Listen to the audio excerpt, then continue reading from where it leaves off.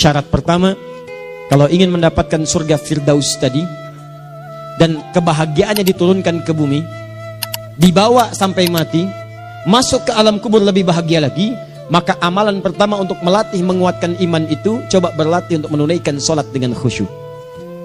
Kalau Anda kerjakan benar sholat ini, maka apa yang Anda dapatkan? Teman-teman ingat betul, saya mau tanya sebentar. Keabadian yang abadi disebut dengan sa'id. Kalau kita ingin turunkan ke dunia percikannya kita dapatkan, usahanya disebut dengan apa? Masih ingat? Aflah itu kalau didapatkan, kata dasarnya apa tadi? Falahun. Lihat baik-baik. Kata Allah dalam Al-Quran tadi, kalau ingin mendapatkan falahun, amalan pertama sholat. Makanya ketika dipanggil sholat, kalimat falah dilekatkan pada panggilan sholat. 5 kali diingatkan. Begitu muadzin kemudian azan memanggil Anda, hayya 'alas shalah. Anda bertanya, ya Allah kenapa kami mesti sholat? Dijawab, hayya 'alal falah. Yuk, pagi yuk. Yang sejati datang sini. Belum dapat sujud, belum dapat ruku, saya berikan. Makanya ketika orang sholatnya benar, dia akan mendapatkan 5 keutamaan. Saat di dunia nih, belum ke akhirat, 5 keutamaan yang tidak diberikan pada orang yang tidak sholat. Atau orang sholat tapi sholatnya nggak khusyuk. Sebab syarat mendapatkannya khusyuk. Alladzina hum fi sholatihim khasyi'un. Bukan alladzina hum fi sholatihim saja, tapi ada kalimat khasyi'un. Artinya yang tidak khusyuk saja nggak akan dapat, apalagi yang nggak sholat. Apa yang 5 ini? Lihat baik-baik. 1. Orang yang sholatnya benar, pertama kali sebelum mendapatkan kebahagiaan hakiki dari Allah Subhanahu wa Ta'ala, akan dirubah dulu perilaku hidupnya menjadi perilaku yang lebih baik. Kalau orang itu sholatnya benar, maka sholat itu akan melatih dia untuk berubah, bertransformasi jadi orang baik. Itu ada di Quran surah ke-29 ayat ke-45. Innas sholata tanha anil fahsya'i wal munkar. Sumber keburukan cuma 2, kalau bukan fahsya itu munkar. Maaf, pornografi, porno aksi, LGBT, kata-kata jorok, kotor itu fahsya. Di orang sholat kata Allah, mustahil berkata-kata kotor. Orang sholat tidak akan pernah mencela. Orang sholat tidak punya kata-kata jorok. Jadi kalau ada sekarang orang yang sholat senang mencela orang lain, itu berarti ada masalah dalam sholatnya. Dan dia belum dijamin sebagai ahli surga terbaik. Dan hidupnya nggak bahagia. Nggak bahagia. Aneh nih. Sholat tapi senang celah orang. Aneh. Aneh. Yang paling bahaya adalah menikmati celahannya. Itu yang paling aneh. Anda ngaji. Anda ikut taklim. Taklimnya sesuai Quran. Taklimnya petunjuk sunnah. Anda sholat, Anda puasa. Tapi Anda masih senang mencela orang lain. Dan menikmati celahan itu. Kalau nggak mencela, kayaknya nggak komplit kehidupan. Maka ada yang salah dengan ibadah Anda. Ada yang keliru.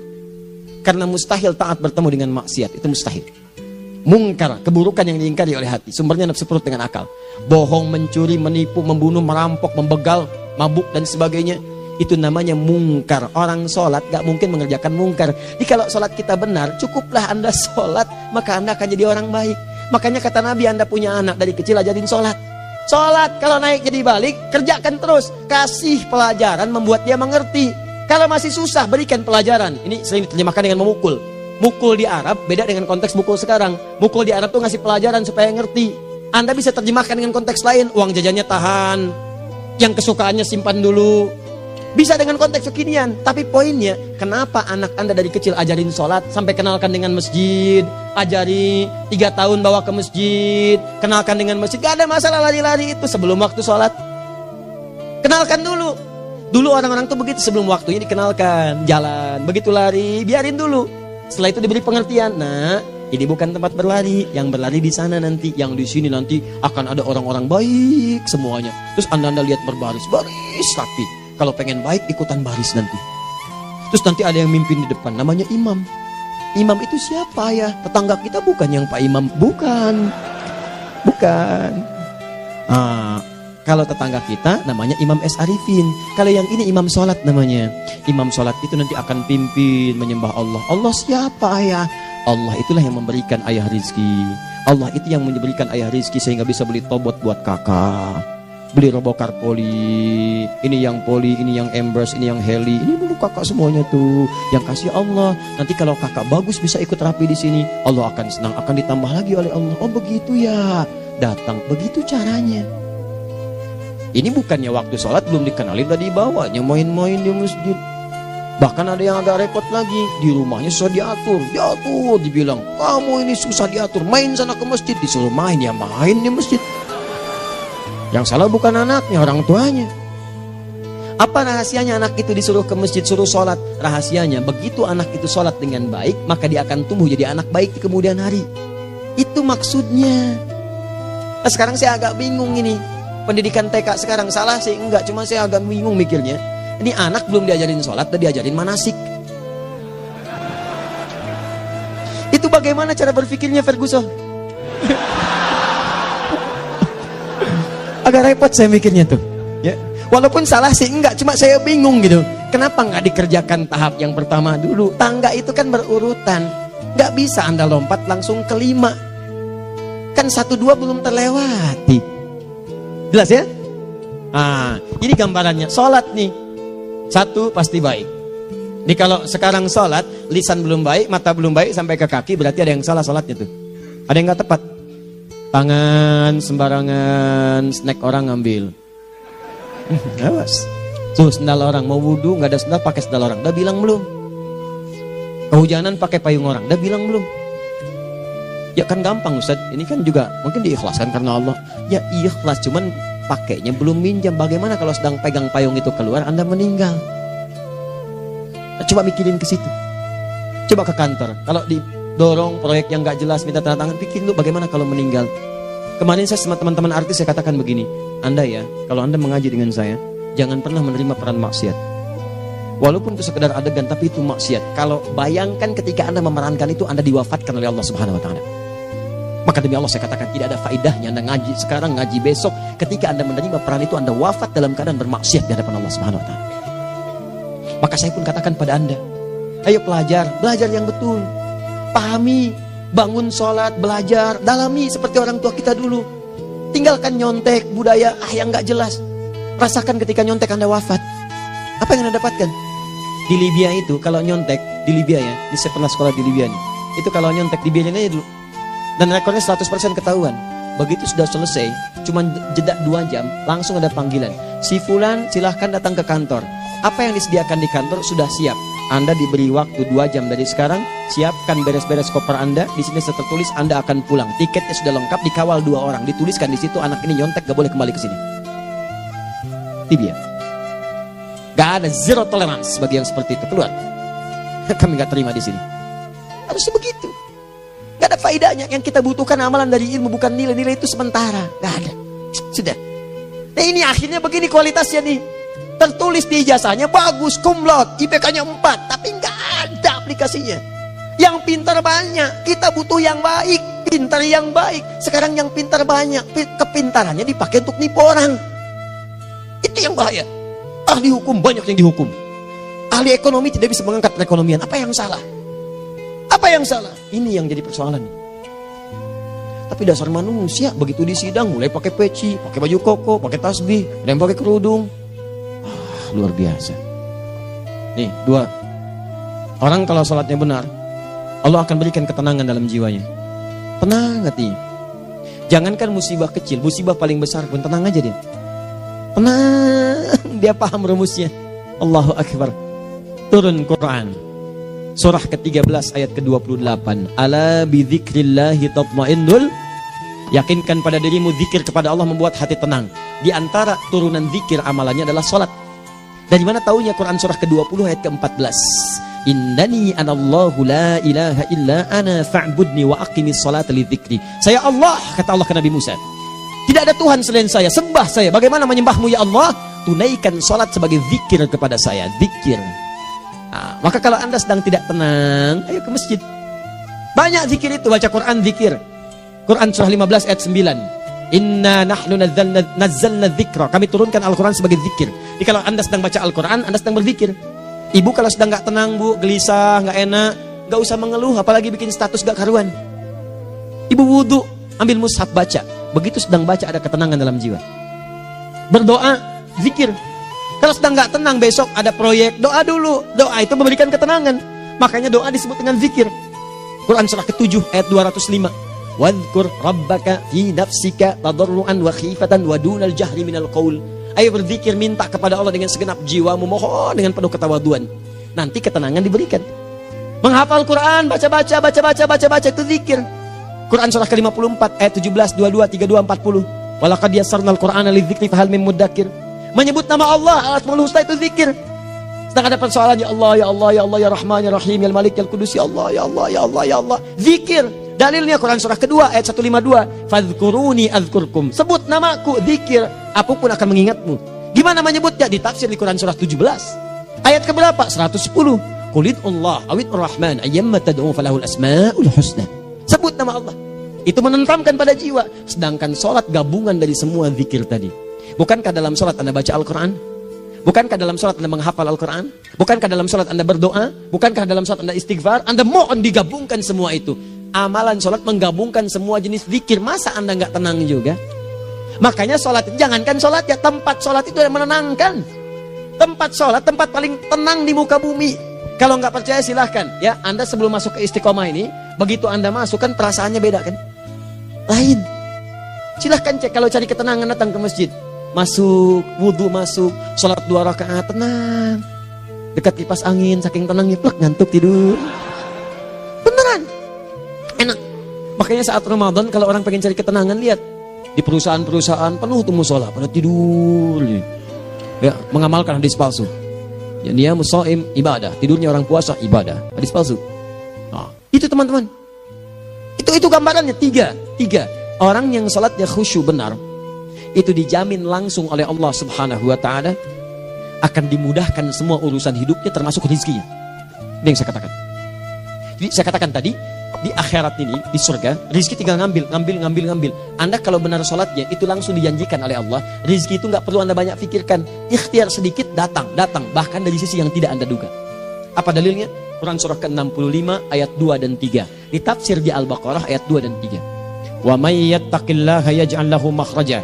Ada orang yang meningkatkan takwanya kepada Allah, kami mudahkan urusan hidupnya. Setiap persoalannya diberikan jalan keluar, mudah. Solusi. Setiap ada problematika, ada solusi. Wa yarzuqhu min haitsu la yahtasib. Dan kalau dia ingin mendapatkan rezeki, bahkan kami kirimkan dari sisi yang tidak dia duga. Orang lain capek ini datang lagi, tawaran proyek datang lagi.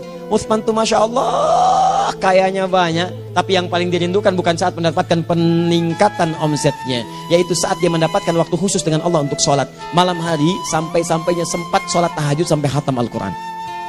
Abdurrahman bin Auf demikian, Tamim Ad-Dari demikian. Sholat karena tahu sholat itu meningkatkan rizki. Karena tahu kuncinya ada di situ, Allah yang punya rizki. Disebut dengan Razak, pemilik rizki. Maka saya harus punya hubungan dekat dengan Allah. Kalau sudah punya hubungan dekat, mau apa aja gampang. Belum minta, udah diperhatikan. Silahkan cek, Anda punya hubungan baik dengan bos Anda di kantor. Ya, sebelum Anda minta, beliau udah pikirin tuh. Telepon bendahara. Dia udah ngambil belum gajinya? Belum Pak, tambahkan bonus sekian.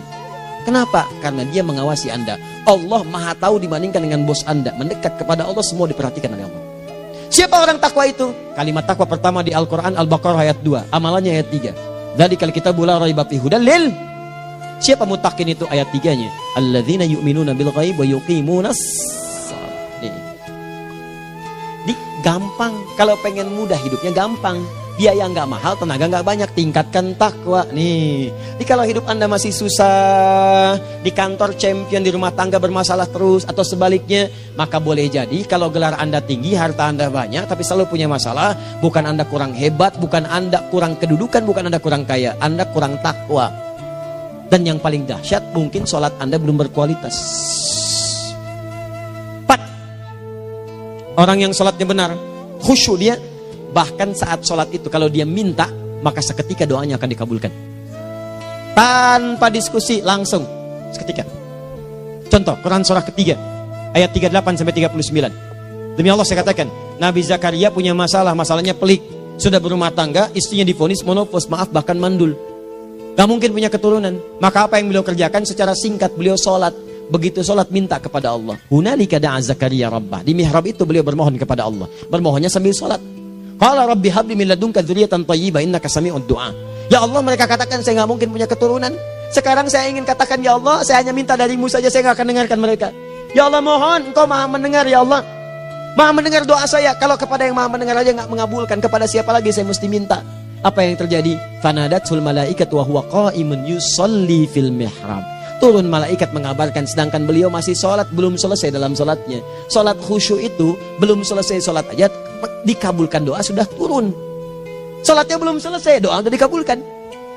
Annallaha yubasyiruka bi Yahya. Allah kasih kabar gembira, doa kamu didengar, dikabulkan, kamu akan punya anak, namanya langsung dari Allah Yahya. Artinya hidup yang mustahil menurut manusia, lahir seorang dari rahim perempuan yang menepus dan mandul, bayi yang hidup, kata Allah nggak ada yang mustahil bagiku, jadi dan jadi dia. Berita baiknya, Nabi Zakaria sholat dikabulkan. Umat Nabi Muhammad sebelum sholat sudah ditunggu oleh Allah, mau minta apa aku kabulkan sekarang. Hadisnya qudsi, saya bacakan. Hadatsana qala Rasulullah sallallahu alaihi wasallam qala Allahu azza wa jalla qasamtu shalah baini wa baina abdi. Kata Allah, saya bagi dua ya salat antara aku dengan hambaku. Wali abdi ma sa'ala. Kalau hambaku benar salatnya, aku berikan apapun yang dia minta sekarang. Idza qala al-abdu alhamdulillahi rabbil alamin. Bagian pertama, kalau hamba benar nih baca Al-Fatihahnya dari alhamdulillahi rabbil alamin, kalau Allah azza wa jalla dijawab oleh Allah, hamadani abdi, hambaku sedang memujiku. Wa idza qala ar-rahmanir rahim, jika hambaku berkata ar-rahmanir rahim, qala Allah azza wa jalla asna alayya abdi, hambaku sedang menyanjungku. Wa idza qala maliki yaumiddin, qala Allah azza wa jalla majjadani abdi, kalau hambaku mengatakan maliki yaumiddin, kata Allah hambaku sedang mengagungkanku. Perhatikan sekarang.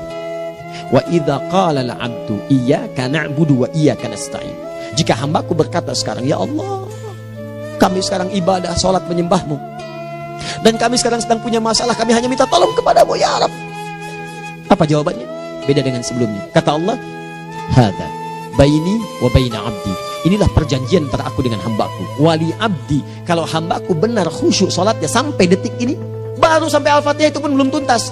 Baru sampai Al-Fatihah itu pun belum tuntas. Kalau benar bacaannya betul, salatnya dari takbir sampai dengan selesainya, sampai ayat itu, iyyaka na'budu wa iyyaka nasta'in, kata Allah, masalah apapun yang dia minta sekarang, aku akan kabulkan. Besok saya kasih rahasia. Yuk, yang di KBP ada awal pembuka di awal sebelum Al-Fatihah yang kalau Anda benar bacanya itu pengantar kepada pengabulan doa di Al-Fatihah. Apa itu? Besok. 5. Yang kelima ini yang paling diharapkan, dan ini penutup dalam kajian kita malam ini. Teman-teman sekalian, perhatikan baik-baik. Jika Anda benar mengerjakannya, maka Allah akan jamin langsung Anda akan mendapatkan kesuksesan dan kebahagiaan di semua aktivitas Anda. Kalau jadi suami, suami yang sukses, rumah tangga yang bahagia. Kalau jadi pegawai, pegawai yang sukses, dan di kantor bahagia. Masih ingat? Kesuksesan yang menghadirkan kebahagiaan, konteksnya dunia disebut dengan falah, dipegang disebut dengan aflah. Dikembalikan lagi ke atas, ke surah ke-23 ayat 1 dan 2. Qad aflahal mu'minun. Apa amalannya? Alladzina hum fi salatihim khashi'un. Persoalannya, kalau Anda salat belum mendapatkan satu di antara 5 ini, apa masalahnya? Pertama masalahnya, kata Al-Quran, boleh jadi yang salat itu belum khusyuk. Apa itu khusyuk? 2 maknanya, dan saya tutup di sini. Apa yang 2 itu? 1, kebanyakan orang salat masih membawa dunia dalam salatnya. Makanya kalau pengen khusyuk, kata Allah, maka Anda rasakan akan bertemu Allah. Rumusnya Quran surah kedua ayat 45 sampai 46. Rasakan secara singkat, mungkin itu sholat terakhir yang Anda akan kerjakan dalam kehidupan. Mungkin di sholat itu Anda wafat. Kata Allah, alladzina yadhunnuna annahum mulaqu rabbihim. Orang khusyuk itu sudah kelihatan dari sebelum sholat, dia sudah merasa persiapan menghadap Allah. Persiapan ke manusia aja, dia sudah siap-siap, mandi dulu, ganti pakaian, pakai parfum, macam-macam dan sebagainya, hanya memenuhi undangan manusia. Allah mengundang Anda 5 kali dalam sehari. Ya maaf, mengabulkan doa Anda, mencukupkan kebutuhan, menyembuhkan kalau sakit, disiapkan Anda. Harusnya apa? Penampilan sempurna. Kata Quran, orang khusyuk itu kelihatan sebelum sholat, pakaiannya kelihatan. Quran surah 7 ayat 31, ya bani Adam khudhu zinatakum inda kulli masjid. Hai anak cucu Adam, kalau tiba panggilan dari masjid, kenakan pakaian terbaikmu. Di anak cucu Adam tuh kelihatan. Kalau orang khusyuk begitu adzan kelihatan pakaiannya lain. Pakaiannya indah. Khudhu zinatakum, kenakan pakaian terbaikmu. Dipakai bertemu Allah. Bertemu manusia aja pakaian bagus-bagus. Ini aneh ya. Ada orang salah ibadah aja. Orang salah ibadah pakaiannya bagus-bagus. Lihat nih hari-hari tertentu besok tuh. Orang mau ke tempat masing-masing tuh. Ada yang pakai jas, pakai dasi, pakai batik, pakai kebaya. Anaknya dibawa, dikuncir 2, bawa manisan macam-macam. Mau salah ibadah aja, tampilan bagus. Masa antum yang benar ibadahnya nggak bagus? Bedakan. Pakaian futsal, pakaian sholat ganti dengan yang sholat. Ini gimana pakaian sholat pakai pakaian futsal? Depannya gambar Messi, belakang Ronaldo. Repot. Malaikatnya juga bilang, kamu salah baju, harusnya Luka Modric.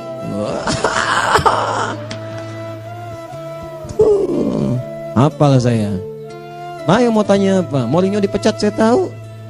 Lagi nganggur sekarang, ditawarin Benfica dia nggak terima. Sekarang jadi dia komentator di beIN Sport. Nanti sebentar lagi dia akan komentar di laga Saudi dengan Qatar dan komentar laga Arsenal dengan Ipswich. Digantikan oleh Solskjaer. Dia super sub dulu. Ya, super sub. Ya, the baby assassin, ya pembunuh yang berwajah baby face. Masuknya di akhir-akhir. Gol. Sekarang melatih dia 5 kali kemenangan, belum kalah sama sekali. Saya hafal itu. Tapi masih di urutan ke-6, tapi jaraknya ke yang ke-4 itu tinggal 3 poin lagi. Hafal saya. Liverpool tahu cuma 4 poin sekarang bedanya. Kemarin 7 kalah 2-1 sama Manchester City. Walaupun banyak analisis yang menyebutkan mungkin itu diberikan saja gitu kan. Karena ada yang lain-lain. Hafal kedua Manchester City. Hafal saya. Ayo mau tanya apa lagi? Tottenham Hotspur ke bawahnya. Ada Chelsea, ada Arsenal, baru kemudian Manchester United. Liga Italia, wah udah gak kekejar Juventus. Ya, apa lagi? Dan seterusnya lah. Gak ada ujungnya bahas yang begituan. Jelas ya? Maksud saya, Anda tanya itu saya jawab. Tapi tidak menghilangkan ibadah kita yang lain. Dan apa ruginya? Ya tahajud dah. Apa yang bisa dikerjakan besok, lihat besok. Ya kan tahajud kan bisa besok. Ada orang tahajud jam 10 pagi? Gak ada. Lebih baik Anda kerjakan malam tahajud. Yang tidak bisa dilihat malam, bisa dilihat besok. Cara berpikirnya bagaimana kalau besok meninggal? Gak kesampaian teman-teman sekalian. Gak kesampaian. Nah maka dari itu, Anda kalau mau ada panggilan sholat, siap-siap baju yang bagus. Itu sempurnakan. Anda panggilan orang mandi. Panggilan Allah, buka Quran surah 5 ayat 6. Sempurnakan wudhu. Ya ayyuhalladzina amanu idza qumtum ila shalah faghsilu wujuhakum. Wudhu yang baik. Berpakaian yang rapi. Kenapa? Karena boleh jadi saat dipanggil Anda wafat saat itu. Maka wafat Anda dalam keadaan yang suci, dengan keadaan tobat, dengan pakaian terindah pada saat itu. Yang kedua, maaf, orang-orang kurang khusyuk itu saya tutup. Yang kedua itu karena kebanyakan orang sholat tidak paham, tidak mengerti apa yang dibaca dan dilakukan dalam sholatnya. Jujur pada diri sendiri, jawab pada diri Anda. Sampai sekarang Anda sholat, berapa persen bacaan sholat yang Anda pahami? Jangan-jangan selama ini Anda sholat ribuan kali sujud, ribuan kali ruku. Gak ada yang paham yang dibaca. Sekian persen yang paham, bagaimana sholat Anda bisa khusyuk? Pekerjaan Anda dipahami, urusan akhirat Anda gak dipahami. Di mana cara berpikirnya? Aku yang bagaimana atau engkau yang harus bagaimana? Ya, coba berubah. Nah ini baru satu amalan, belum yang lainnya. Ada 5 amalan lagi yang kalau kita bisa turunkan itu, selain sholat yang khusyuk, maka jaminan tadi akan datang. Baru sholat khusyuk aja 5 datang, apalagi ditambah dengan 5 amalan lainnya lagi. Demi Allah saya katakan, dunia kecil sekali, gak ada nilainya. Akhirat aja enak, nikmat. Saya ketemu Ustaz Arifin beberapa waktu lalu, dan kita doakan semoga Allah berikan kesembuhan, kesehatan. Saya datang, biasa kita adamin berdoa, duduk. Bang istirahat, bang butuh istirahat, umat udah nunggu. Dah gak usah mikir yang lain. Karena beliau cerita masjid, cerita zikro, cerita mana. Ya insya Allah nitipin ini, nitipin itu dan seterusnya. Dan yang paling indah adalah bang kita saling panggil weekend. Nikmat. Gak ada yang senikmat ini. Zikir Allah, doa. Nah bayangkan sakit tapi masih nikmat gitu. Nikmat. Iya bang, saya paham. Istirahat dulu. Banyakkan nanti orang jengkuk. Saya pamit dulu ya, supaya bisa istirahat, supaya tenang. Lama kita pegangan tangan, ngobrol, saling mendoakan. Itu nikmat. Dan cara berpikirnya kalau sudah pakai iman, semua nikmat. Ada uang nikmat, gak ada uang nikmat, sakit nikmat. Karena cara berpikirnya lain. Nanti kita bertemu lagi, saya terangkan pada Anda. Dan saya contohkan satu kisah. Bahkan ketika ada orang yang diuji Allah dengan ujian yang sangat luar biasa, yang menurut sementara orang itu ujian sangat luar biasa menggetarkan jiwanya dan susah untuk bertahan, tapi orang ini nikmat saja menjalaninya. Nikmat. Ada yang di rumah tangga, ada yang di macam-macam. Contohnya banyak. Satu contoh saya berikan di malam ini. Sekali suami istri, wah luar biasa. Istrinya itu cerewetnya Pak, bukan cuma cerewet, ngeselin bagi suaminya. Maaf Bu ya, bukan ibu maksudnya. Jadi semua yang dikerjakan suami salah. Pengen mangga, ayah kalau kita sekarang dibeli mangga. Kenapa mangga yang ini? Saya pengennya mangga yang lain. Belikan mangga. Kenapa beli mangga aja? Jeruknya mana? Jeruk. Semua. Pokoknya semua yang kerjakan suami salah. Tapi suami tidak pernah mengeluh. Ini kerjakan, itu kerjakan. Satu kali, perhatikan cara memandangnya. Ketika iman sudah masuk ke dalam jiwa. Kata temannya, akhi, istri kamu ini begini, nyusahin kamu. Kenapa kamu gak cari yang lain? Kan gampang ada syariat. Udah pisahin aja cari yang lain. Kamu tenang ibadah. Apa jawabannya? Allah sudah turunkan surga ke saya lewat dia. Kenapa kamu meminta saya untuk menjauhinya dan meninggalkan surga saya? Ini cara melihat dia. Bukankah ketika ada berbagai keluhan saya sabar? Bukankah sabar mendekatkan saya ke surga? Allah kirimkan tipikal istri seperti ini supaya mendekatkan saya ke surga. Dengan itu kan saya banyak pahala. Saya sabar, pahala banyak. Sudah Allah berikan pahala kepada saya. Kamu malah nyuruh saya untuk berpisah dengan pahala itu. Perhatikan cara berpikirnya. Indah. Kalau rumah tangga seperti ini semuanya enak. Suaminya biasa-biasa, istrinya cantik, luar biasa. Begitu berdandan kelihatan kata suaminya, Masya Allah, wajahnya tak berpaling, mata tak berkedip. Kata istrinya, ya zauji madhabik, sayang kamu kenapa? Allah syakiran lillah bihadari. Demi Allah, aku bersyukur mendapatkan istri secantik kamu. Kata istrinya, nahnu fil jannah zauji, kita berdua di surga. Kata suaminya, kok bisa begitu jawabanmu? Iya, kamu bersyukur dengan keadaanku, aku bersabar dengan keadaanmu. Catat. Bukankah orang syukur dan sabar di surga? Tuh lihat, canda-canda orang-orang soleh itu begitu. Nikmat ketawa walaupun nyelekit di hati. Cuman bawaannya enak gitu. Nah, nanti itu ada tuh, nanti saya turunin tuh. Yang di rumah tangga, yang ini, yang itu nanti. Kapan? Pertemuan berikutnya. Ya, jadi kita cukupkan dulu di malam ini apa yang kita pelajari supaya nanti gak terlampau banyak kita dapat materi. Cuma sayang sedikit mengamalkan. Saya sudah tuangkan di sini. Banyak saya tuliskan termasuk di keluarga, di macam-macam. Ini saya tulis tapi silahkan Anda baca. Kalau ada manfaat silahkan dapatkan. Kalau ada yang kurang silahkan sampaikan untuk dikoreksi. Semoga Allah muliakan kita semua insya Allah. Sekali lagi, perbaiki hidup. Jangan banyak mainnya. Dan sudah, jangan banyak membuang dengan yang sia-sia apapun yang dihadapi. Sekali lagi, tolong jaga kondusivitas, bantu negara kita, ketertiban, keamanan. Kalau saya menyampaikan sesuatu ada singgungan dengan yang kekinian, itu maksudnya koreksi masukan-masukan supaya diperbaiki. Tapi tetap dalam urusan pemilihan kita punya pilihan masing-masing yang tidak boleh dipaksakan. Jelas ya? Baik, jadi ya, saya sampaikan sekali lagi. Pertama, pilih mana? Anda dipaksa harus ikut, atau yang kedua, kita bebas memilih sesuai. Dah. Sudah ya. Jadi kita akhiri, subhanakallahumma bihamdika asyhadu an la ilaha illa anta astaghfiruka wa atubu ilaik. Wa akhiru da'wan alhamdulillahirabbil alamin. Berjumpa besok sesi terakhir fikih ikhtilaf di Masjid Ar-Rahman Kota Baru Parahyangan. Assalamualaikum warahmatullahi wabarakatuh.